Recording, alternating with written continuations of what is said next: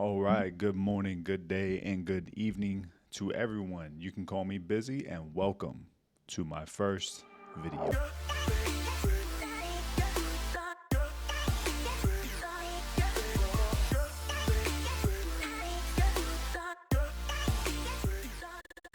Thank you for joining me. And just to get into a little bit about myself, I try to expedite it a bit. I'm a kind of a aspiring student in the realm of psychology. My passions involve psychology, gaming, MMA from time to time, and fitness. But the key thing that we're going to be focusing on in regards to my life is my view on gaming, my perspectives, my philosophies, as well as the interests that kind of intertwine with that a bit. I am a veteran and apply a lot of life experience anytime I really do anything, and so that also means I got a morbid sense of humor, and that always blends right in with today's society in regards to what's funny on the internet. But the main focus of today is, besides outside of that intro, is just mainly the height of gaming and where I think it is, because I feel like we're heavily in this electronic age that we've been in for like a decade now, where it's just fully everything is going that way. And I think the height of gaming is at its all-time peak, considering that we are massive consumers of technology, especially in the United States. And when it comes down to that, it's like, how many people are out there actually getting into the same stuff, even though we may not even talk about it?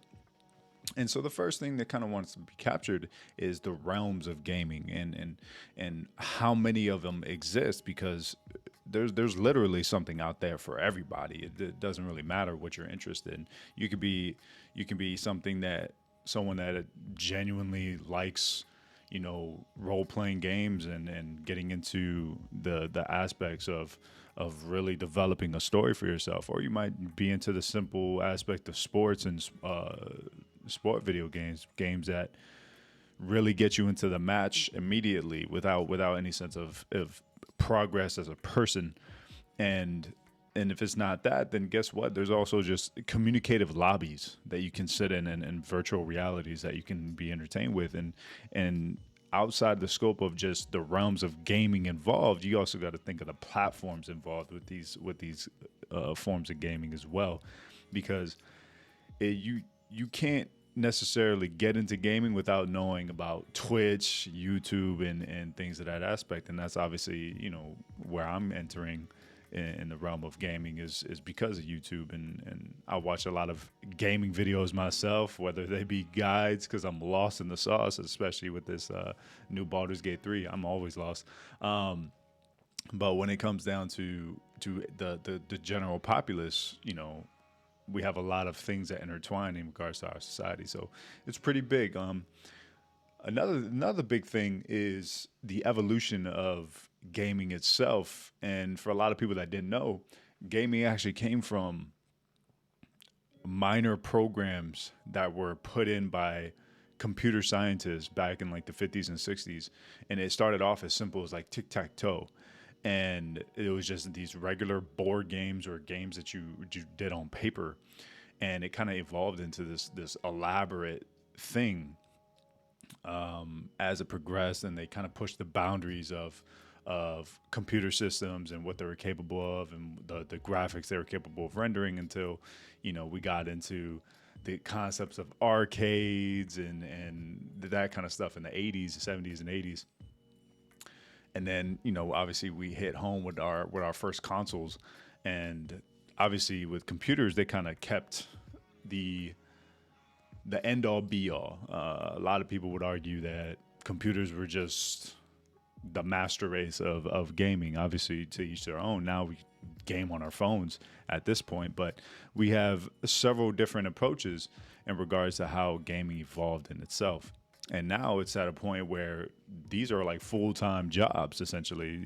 If it's not a competitive nature in like esports, and what that is essentially live tournaments that take place over multiple forms of gaming, whether it be first-person shooters or massively multiplayer online games. it's also, like I said, full-time jobs with a lot of people reviewing games, walking through games, making content about games and video games in general for the mass populace, for people that, may need a guide, or really appreciate the passion of the game they're interested in. And so when it comes down to that game in particular, they may find like they just want to watch stuff about it because that's how generally high their interest is regarding that video game or that genre of video games. And obviously that kind of splits off into their own subcategory of bubbles and communities. But like I said, I mean, this approach to a hobby and interest is something for everyone. You can go from simple to complex damn near in every aspect of gaming in general. Obviously, with gaming, there's also the unfortunate corporate business tactics behind it in regards to how they can keep players hooked, and the psychology behind that, which is, as stated before, it's kind of like my interest and my passion. So there is a little bit of that, and it's obviously not good if corporate businesses are hiring industrial psychologists to find what dopamine ticks hit on the massive populace more often than not in the realms of gambling, essentially, and how they can weigh in the positive feelings on a ratio aspect. So in other words, if you have a chance of winning once every 15 times, and depending on how much good you felt during that winning of the 1 out of 15 times, it's how likely it is for you to just slug it out for another chance of winning. And that's actually incorporated in a lot of business tactics in regards to microtransactions and things of that nature. Not really going to get into the devil that is, but it is a very much an aspect in how businesses are capitalizing on where gaming is now, considering how high it is. How did it get here, and why? I guess the why is more so it was a pastime. Like I said, it started off with developers really just being bored, and as they progressed their sciences in computers and technology, they literally made something that just filled their time, which was like these tic-tac-toe programs or chess programs, checkers programs. And it became like, you know what, this could actually be fun. This could actually, you don't need a board, and you can play with people. And then eventually it got into the biases that kind of formed around gamers, but that's kind of evolved by now. It's really evolved, because before, you could think maybe 30 years back, for anyone that was alive back then, or just understood the concept that people believed. It was just like, oh, if you spent your life gaming, or you spent time gaming, you're basically a loser, nerd, geek, whatever name under the sun that they may want to call you, especially the older crowd, because they didn't fill their time with electronics or virtual anything. They filled their time with more mechanically sound things, because they didn't come up in that technological field. They didn't come up with that with the consistencies that we have in our current society. And so when I can think back about 13 years ago, there was a heavy generalization for people that were really trying to get into games, and basically the perspective was, oh, you want to make a living playing video games, that's impossible, and how could you live with yourself, and things of that nature. And I feel like there's a lot of people that started off back then that probably received that commentary, and obviously look at them now. You have a lot of faces in this gaming community that really started off humble beginnings, getting kind of insulted by the masses, and then now it's just become such a norm to want to pursue something like this. And now it's obviously significantly different, and obviously their crowds are significantly different, and there's a lot of things that are different in that perspective. And I think the this environment and this kind of demographic has evolved from that.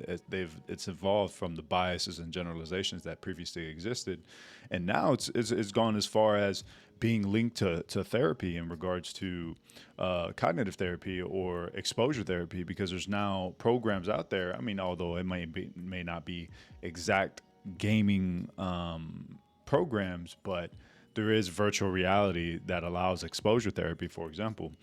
Another concept is a form of cognition therapy where you can actually consider be distracted or have anxiety reducing effects through acts of gaming. And obviously the golden part of that is that you don't game, for 8 to 10 hours out of the day, although, that is a very likelihood for some people that really are passionate about gaming or that heavily invested into what they're doing. It's also in the realm of psychology, they measure it based on like 30-minute intervals of anxiety reducing and how they can expose someone to a stressor or a negative stressor or phobia, whatever it may have you, and then involve gaming as a recovery aspect to that exposure, and track the reduction in anxiety and stress, because they're allowing their focus to completely drift to something else. And the science behind it is essentially that they're able to come well under control and be calm with themselves because of the intervention of gaming, and how when they start enjoying something that's in front of them, it really takes away from the negatives that a lot of people feel. And how does it do that?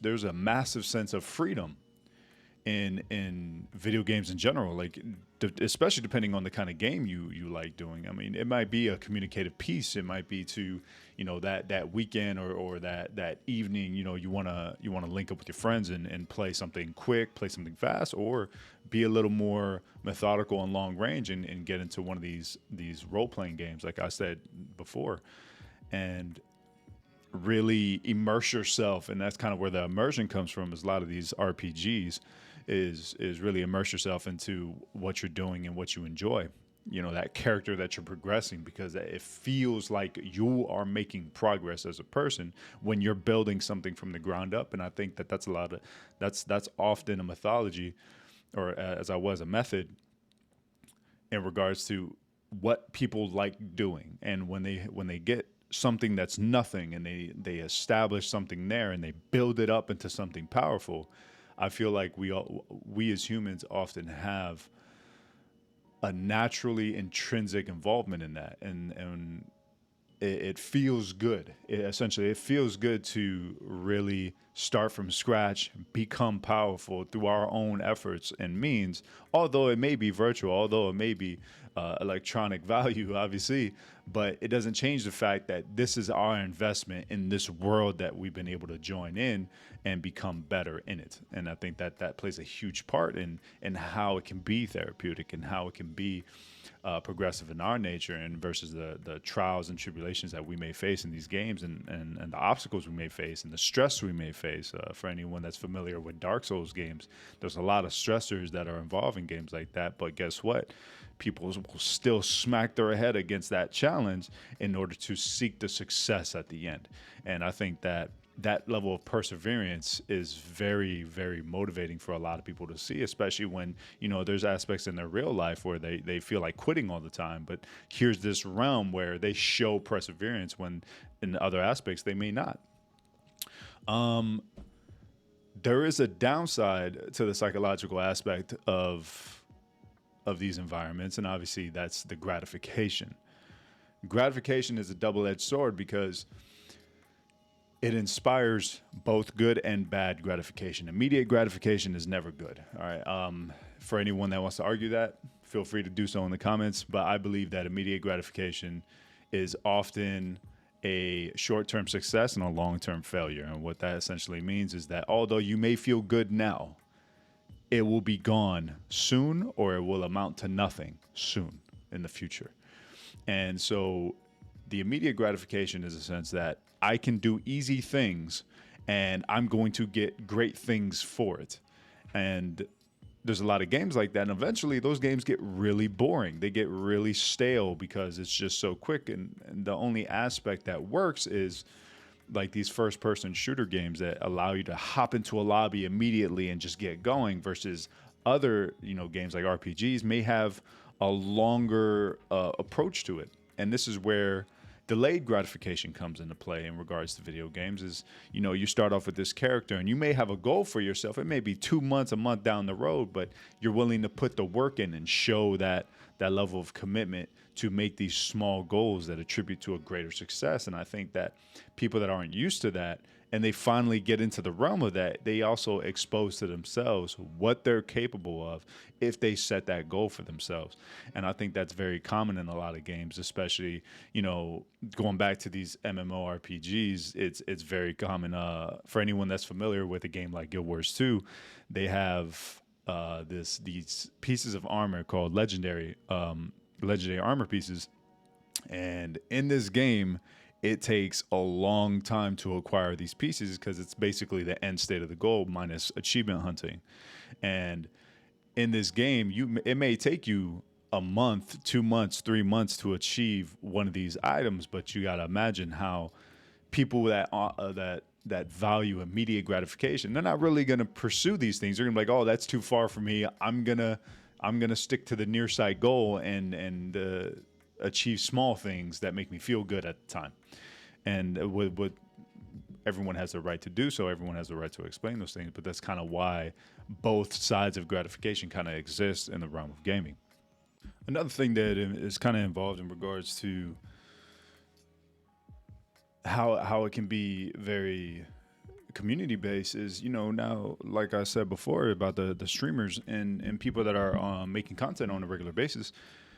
People have a circle that they can belong to. They have a community they can go to, especially with these streamers that are on Twitch or people with YouTube content. They have these people that are like, wow, these people think like I do, or they phrase things in a better way, or they say things in a braver way, or they elaborate on things that I kind of knew about or I have an interest in, and I like the way they do it. And I like that there's other people following this person that think like me, and that has a lot to do with it. I think that's like the final piece that kind of puts certain communities together, is that you have these leaders in these communities that have a massive following. And although not everybody might, I know, look at me, for example, I have damn nobody. I am as crickets on my side of the fence. But if you look at people, and I'll kind of use two very almost opposite examples, is you have people like Asmongold. And for anybody that's familiar with Asmongold, he's a very blunt person that has a lot of perspectives on many things, but a lot of those things are brought to his attention by his fan base. He didn't start off, big and knowing, but he built himself up to be that person, and he kind of found his community. A lot of people disagree with what he thinks. A lot of people agree with what he thinks. That's not the motive that's being pushed. The fact is that one person in the current demographic and society in the communities of gaming can establish a circle of people, a body of people that can coexist and talk and argue and debate.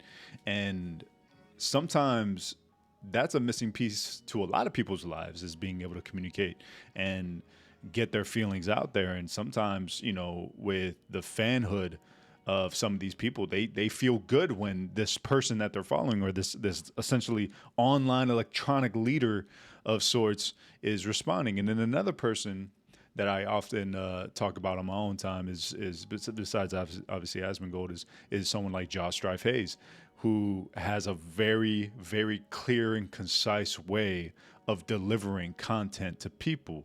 Now, if Asmongold's the blunt to the point person, Josh Strife Hayes is the more methodical philosopher. not to bash on the other. It's just for anyone that has watched Josh Strife Hayes' content, the way he speaks in his education and his academia and his time in study, and as a teacher, for anyone that knows anything about him, it really speaks to his craft and how he delivers content to his people. Although he does dabble into the humorous little quims and very wise quims from time to time, he's another person that people often look up to in regards to their communities and the demographics that they align themselves with, and the comfort that they feel whenever they watch his content. And obviously, that kind of barrels over to other streamers that are a little more obnoxious or a little more reserved. And the point is that you just have all these communities being built on the aspect of something that isn't technically real, but the emotions felt in these concepts are very real. And with our accessibility to these concepts and our ability to join into these hobbies and interests, it really links back to how it became significant as a hobby, interest, and sometimes even a lifestyle. And it plays a huge part. Tying into, why I'm getting started into it is mainly my purpose is I've always appreciated the philosophies and aspects that people speak on. However, there's often times where I may disagree or I might have a more articulative way of speaking on it. And I think bringing my life experience to the table can be beneficial to a lot of people's life, especially people that maybe agree with me or don't. I mean, I have no problem with confronting people that want to pursue a debate. I'm always for it, because I always pursue conversations in a matter of that this person may know something that I don't, and that's a conversation that I always like to have, because the more I'm surrounded by what I don't know, the more I have, the more likeliness that I have of learning something new. And I think that's always huge. Outside of that kind of authentic piece about myself, I'm just as much of a enthusiast about this realm of living as much as the next person. Obviously, I have experience of counseling and coaching, especially as a service member, and as well as an instructor and things of that nature. I have a lot of experience in counseling others, coaching resiliency skills, coping mechanisms, stress management, and teaching several different subjects to other service members and sometimes civilians, whether it be MMA, it'd be tactics, it'd be livelihood, financial, health and wellness, and a lot of different aspects. And although all of that proved very vital in my life, I plan on using a lot of those components in my way going forward, especially in this environment that I'm trying to establish for myself. And for people that want to join me on this ride, more the merrier. And it's something that hopefully I can continue, and hopefully I can meet some kind of success. I don't believe in overnight anything, but it's something that I would really like to continue and really drive on with, to say the least. So I guess the unique thing that I would like to bring to the table in regards to how I'm going to deliver my content is ending every video with answering questions derived from the community. To remember that I value philosophies. I love people's approaches to life, whether unique or maybe very similar to others. And with that, ending my videos with the answers of questions, no matter what it may be. Sometimes it may be funny, sometimes it may be not. Maybe someone's actually going through something and they care to receive a different perspective. Although I know everyone's ridiculed by the internet for maybe opening up more than they should, but I mean, I don't like to foster that kind of environment. I think that anyone that comes humbly can receive something respectfully. And so the first question that I'm going to pose, obviously to myself, and everyone can feel free to debate it or argue, I feel is a very, very serious question that is often asked and can kind of intimidate the person being asked, is what is the meaning of life? And for me, in my perspective, in my approach, is the meaning of life is often defined by your responsibility to it and your own accountability. Basically, what are you doing for yourself and what are you doing now? I think that that's heavily tied into personal honesty and essentially being 100% honest. A lot of people speak on that concept, but then don't ever actually follow it to the letter. And being honest about yourself is essentially integrating a shadow, like Jung said in a few of his books, for anyone that's familiar, is through the integration of your own shadow, could you see yourself for who you are in order to move forward. And essentially what that means is being able to identify where you are honestly, because only through analysis of being honest with yourself can you identify where you are, and then can you know where to go. If you're lost in the middle of nowhere, you're not going to know which direction to go. And we can't throw in astrology into this aspect of this metaphor, because there's a lot of people that don't know maybe how wrong they are, how bad they are, how evil they may be. And if we are not honest about that shadow of ourselves, then we can never gauge how far gone we are and where we are in life. And only through that acceptance and being humble in that regard can we identify, this is where I am, and this is the thing about me that's bad, and this is my way of knowing this is where I am, and now that I know this, I can move forward. And once we've accepted that and we start making very genuine and authentic concrete steps forward, can we establish a better purpose of our life? And through that, we have a better sense of meaning and fulfillment in regards to what we choose next. Now, what that may look like is very unique to the person. And obviously that's for each their own completely. There's no one person to dictate or diminish someone else's meaning and what their drive may be. It's just as long as it's genuine, as long as you're willing to face the thing about yourself that you don't want to face, in order to accept that as the first step, because that's typically the hardest step, no matter how trivial it may seem. There's someone, Dr. Jordan Peterson often states that you should aim low, and that doesn't mean don't aim, and that doesn't mean don't aim up. It just means that aim at the things that you may overlook on a day-to-day basis, that you may not be as attentive to, and neglect can be viewed in many forms, in many ways. And so being able to attack the things that you have been neglecting and you do feel trivial towards, or that you do feel unnecessary, you may be surprised that these small successes attribute to a bigger thing. And this kind of goes back to delayed gratification, which is often the thing that amounts to the greatest sense of fulfillment and promise towards yourself, because it's through those concrete successes that can't be reverted do we find a sense of grounding. And life is hard in its own way, and it will continuously be hard.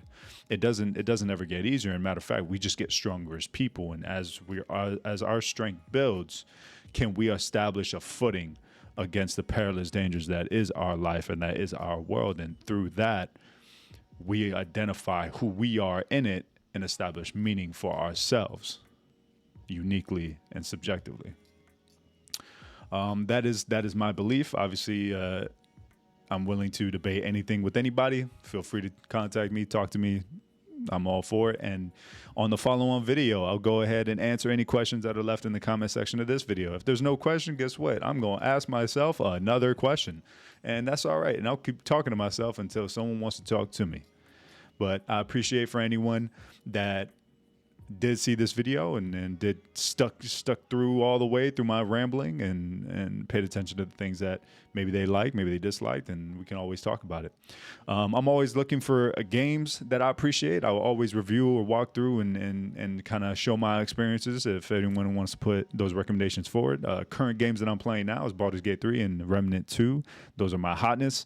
I do dabble in other things. I'll play Overwatch 2 with the boys randomly, although it's not my favorite by any means. That's just an honest piece about me. So, like I said, I appreciate for anyone joining this video. Thank you, and I'll see you next time.